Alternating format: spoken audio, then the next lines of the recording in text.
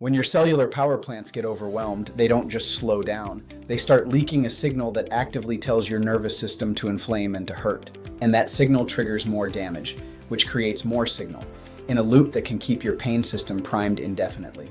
Today, I'll show you that loop and how we break it. I'm Dr. Padda. We continue our deep dive on the mitochondria.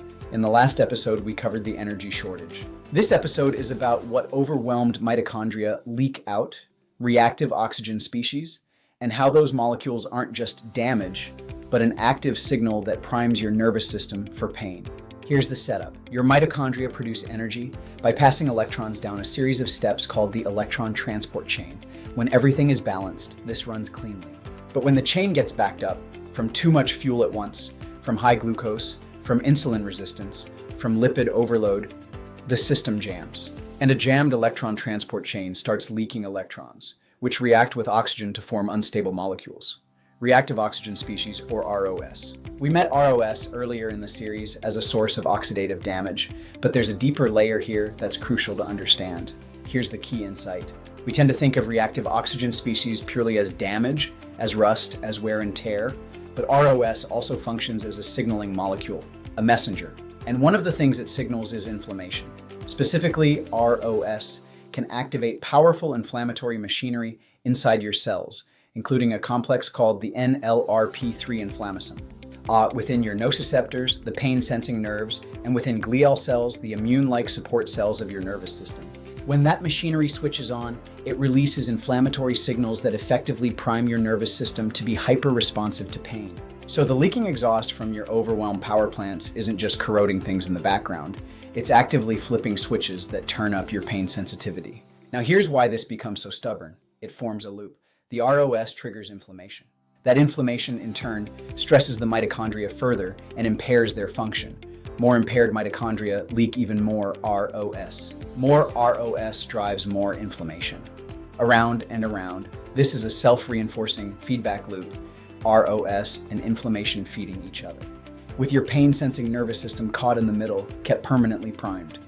This is a big part of why chronic pain so often becomes self-sustaining, persisting and even worsening long after any original injury, with no new damage to explain it. The loop has become the disease. Until you interrupt it, it perpetuates itself. The science here is substantial. The role of mitochondrial ROS as a signaling molecule, not merely a damaging one, is well established.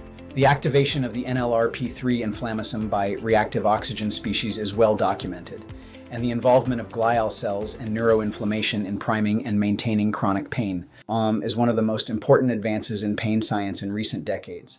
This loop is real, it's mapped, and understanding it points directly to how to break it. So if your pain has persisted or worsened with no new injury to explain it, and that's left you and your doctors baffled, here's the resolution. You don't need a new injury to have ongoing pain. A self-reinforcing loop of cellular stress and inflammation can keep your pain system lit up entirely on its own.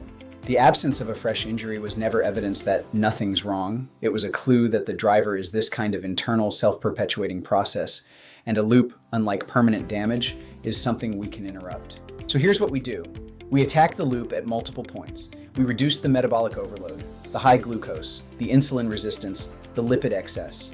That jams the electron transport chain and starts the ROS leaking in the first place. We bolster your antioxidant defenses so the ROS that does form gets neutralized before it can signal.